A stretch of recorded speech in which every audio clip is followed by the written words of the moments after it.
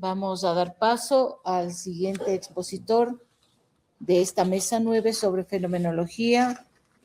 Por favor.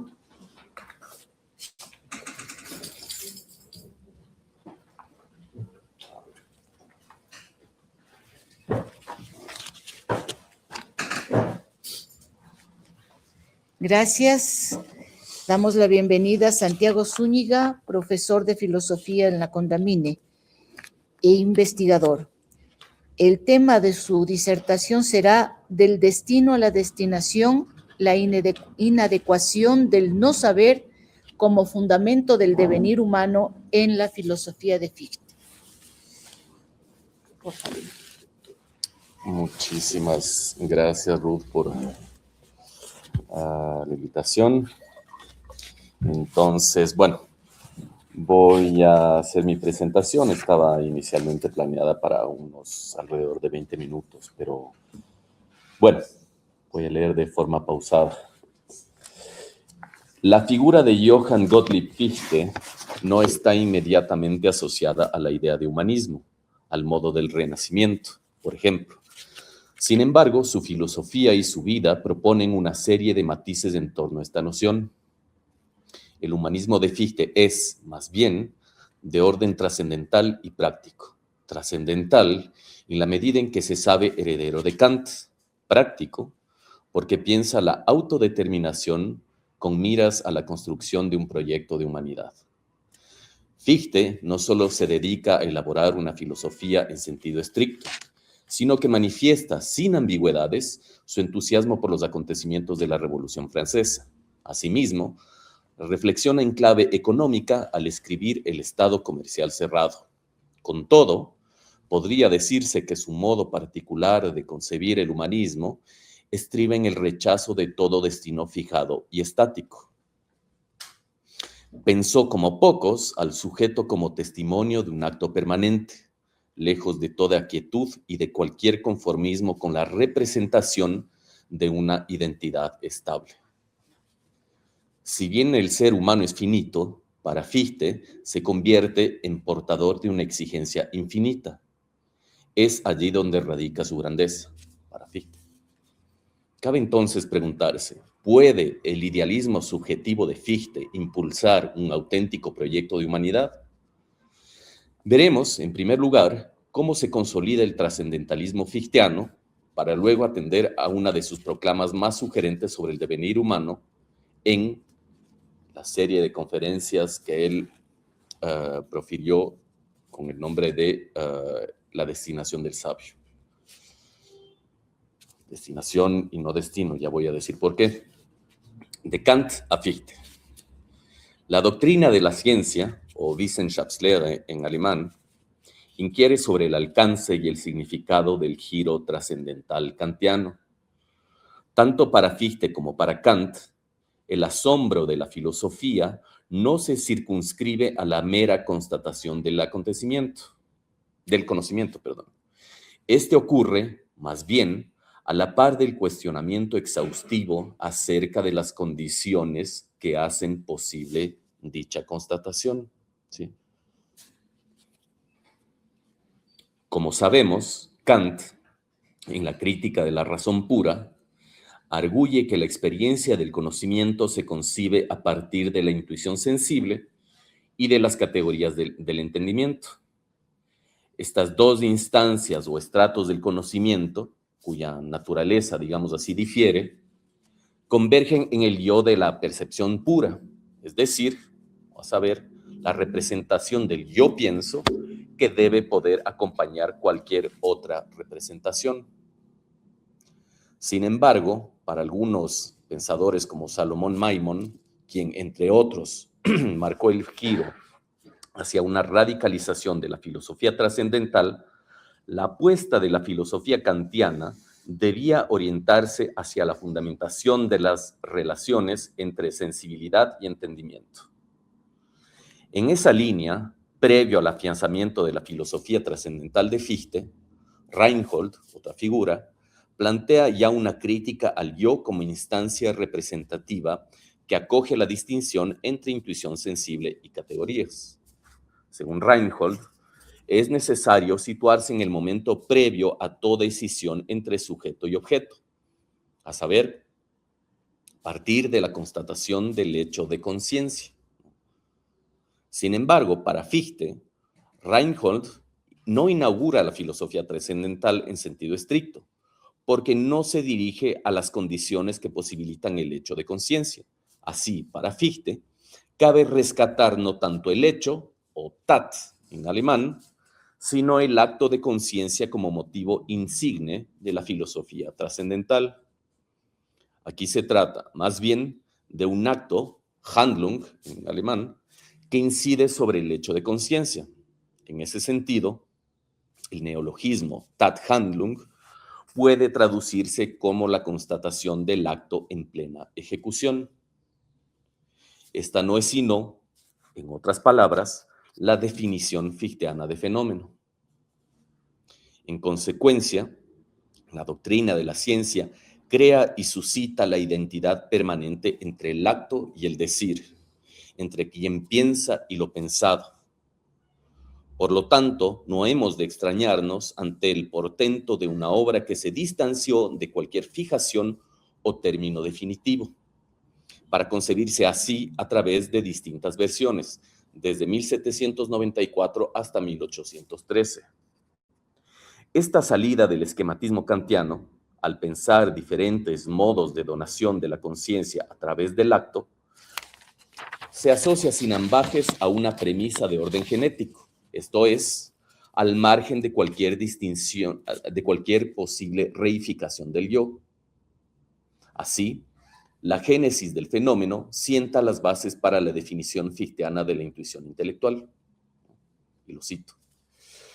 Este intuirse a sí mismo, pedido al filósofo al llevar a cabo el acto mediante el cual surge para él el yo, lo llamo intuición intelectual.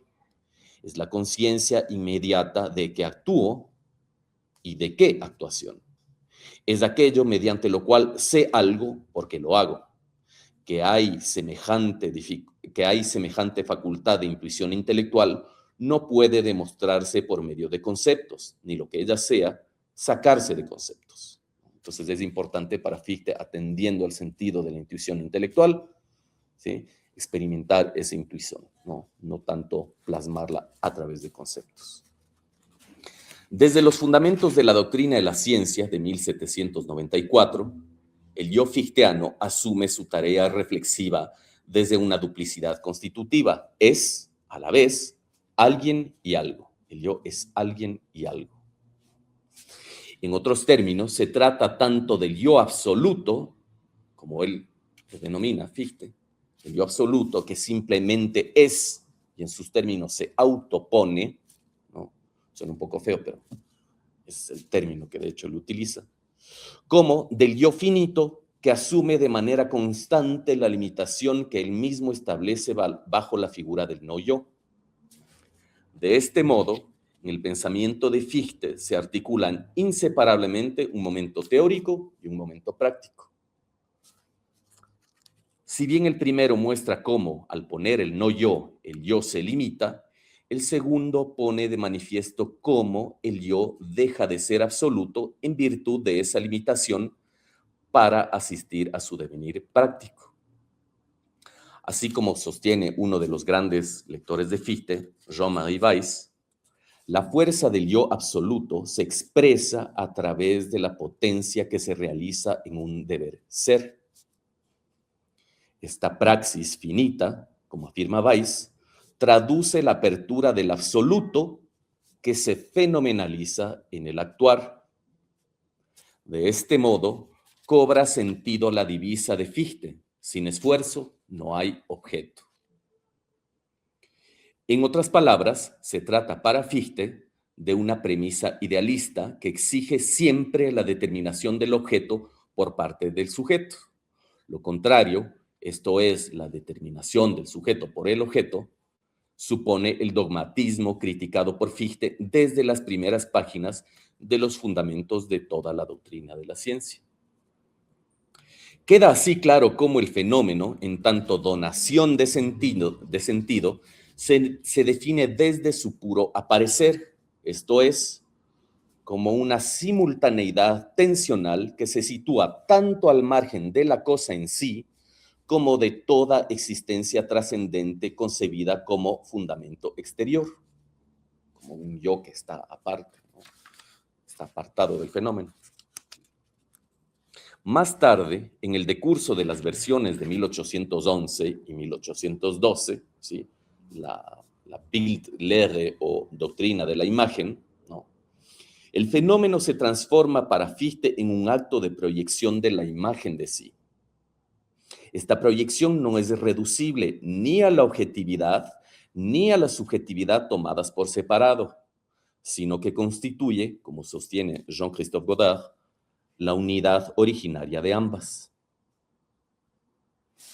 Del destino a la destinación. Entonces, lejos de inscribirse en el esquematismo de un sujeto reducido a la representación, Fichte concibe un yo cuya actividad originaria lo sustrae a cualquier comprensión en términos de destino. En este punto, resulta pertinente un breve excurso acerca de la traducción al español de algunas de sus obras, como El destino del hombre o las conferencias sobre el destino del sabio. El término alemán Bestimmung designa más una determinación o disposición, incluso una vocación, que aquello que en alemán se expresa mediante Schicksal, esto es, el destino en sentido fatal o predeterminado. Entonces, Fichte, en otras palabras, se aleja de esa acepción del destino para tratar más bien de inscribirse en una acepción de lo que está por determinarse en términos de determinación o disposición. En lo concerniente a la traducción hecha al francés, por ejemplo, se toma en cuenta el sentido de la disposición, de tal modo que se traduce Bestimmung como destinación y no como destin, ¿no? Entonces es un pequeño error, pequeño gran error a mi modo de ver que habría que corregir en la traducción que se hace al español. Pero bueno. Las conferencias de El destino del hombre fueron pronunciadas por Fichte en un periodo de transición, concretamente en 1799, tras ser expulsado de la Universidad de Jena por acusaciones de ateísmo. Buscó entonces, de manera progresiva, un espacio de acogida en la Universidad Libre de Berlín, de la cual fue el rector entre 1810 y 1811. Le sucedió Hegel, y ambos, de hecho, hasta fueron enterrados uno al lado del otro, ahí en la universidad. Estas conferencias, las del destino del sabio, o la destinación del hombre, estas conferencias se componen de tres partes o instancias fundamentales. La primera se titula duda, la segunda saber y la tercera creencia.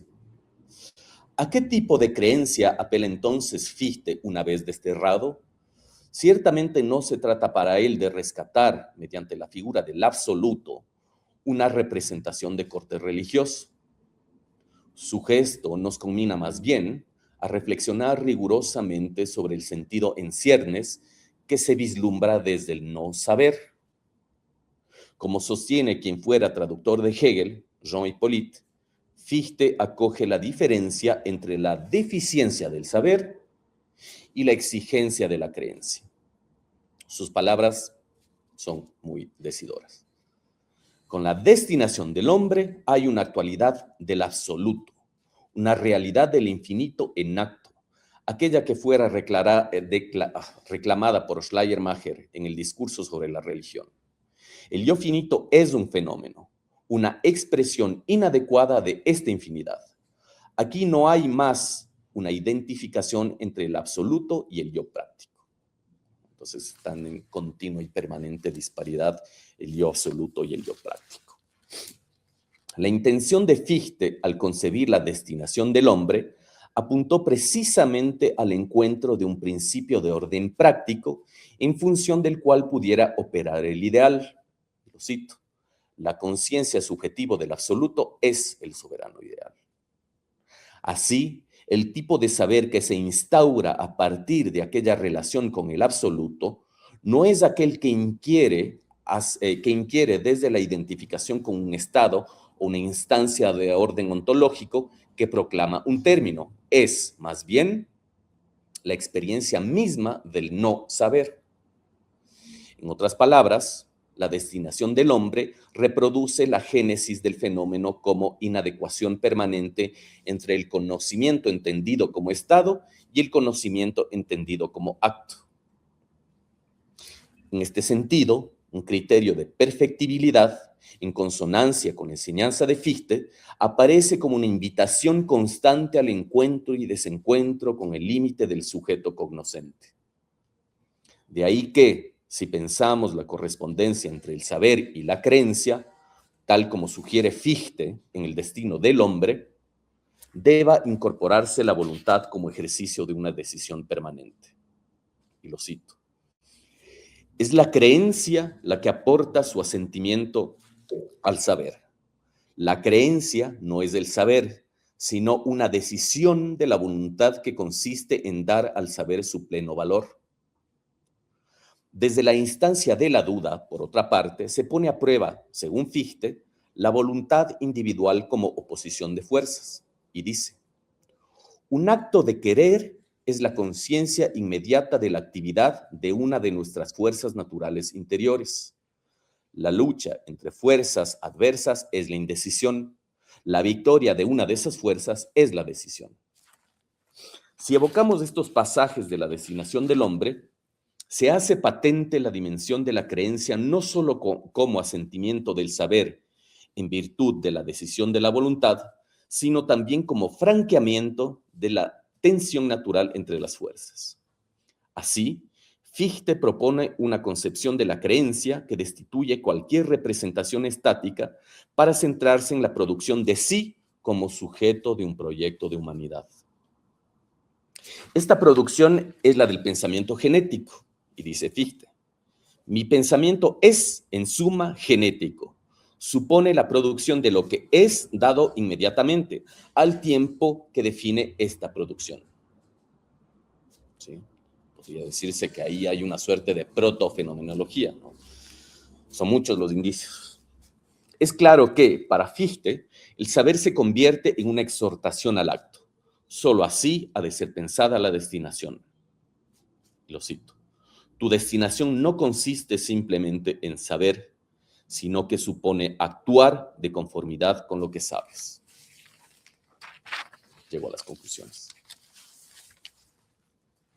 Fichte, lejos de ser pensado como una figura de transición entre Kant y Hegel, construye una reflexión que radicaliza la filosofía trascendental. Asimismo, sienta las bases para pensar el fenómeno como donación de sentido, en función del encuentro permanente con el límite del no saber. Si la doctrina de la ciencia propone entonces una salida al esquematismo del conocimiento, esta se gesta a partir de una intuición intelectual muy particular. Esta intuición se distancia, por un lado, de todo conformismo representacional del sujeto y, por otro, asume la conciencia de la autodeterminación. Este modelo de idealismo subjetivo, como el que se despliega en la destinación del hombre, no puede recaer en un solipsismo. Antes bien, Fichte se preocupa constantemente por legar un proyecto de humanidad acorde con la exigencia de una razón práctica. Prueba de esta confrontación, en el momento de exceder su rol estrictamente académico, fueron las acusaciones de jacobinismo y ateísmo. En otras palabras, para Fichte, la urgencia del pensar está indisolublemente ligada a la conciencia del mundo. Eso, gracias.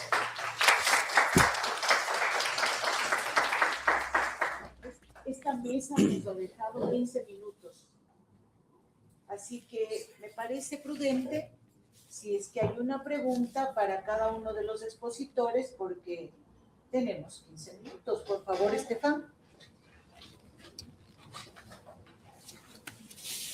Si alguien quiere preguntar, una a cada uno, por favor, porque más no tenemos. Doctor Zúñiga, por favor, ¿podría perfilar un poco más las características de este pensamiento que permiten tener conciencia del mundo? A ver, Es verdad que, por ejemplo, en los primeros escritos, sobre todo el que yo evoco del fundamento de la doctrina de las ciencias, no necesariamente se hace patente esa preocupación por el mundo, digamos, ¿no? Puede, o hay el riesgo de que a Fichte se le califique de solipsista hasta cierto punto, ¿no? Porque es verdad que hay una exacerbación del yo, en su caso, ¿no? Pero los intereses de Fichte son múltiples a nivel político, por ejemplo, eso es lo que yo decía, ¿no? Entonces, él estuvo siguiendo muy de cerca los acontecimientos de la Revolución Francesa hasta el punto en que fue acusado de jacobinismo, digamos, ¿no? Y por otra parte también, ¿no? Él también tuvo una acusación de ateísmo, ¿no? Entonces él tenía una implicación e intereses diversos, ¿no? También pensó el Estado comercial cerrado, ¿no? Entonces, ¿cómo pensaba el mundo? Bueno, él diría Fichte, ¿no? Y eso justo, de hecho, estaba leyendo la última parte del segmento acerca de la creencia en la destinación del hombre, y él dice que habría que comprender el orden, por un lado, de aquella, la necesidad de actuar es la que le impulsa al hombre a tener conciencia del mundo.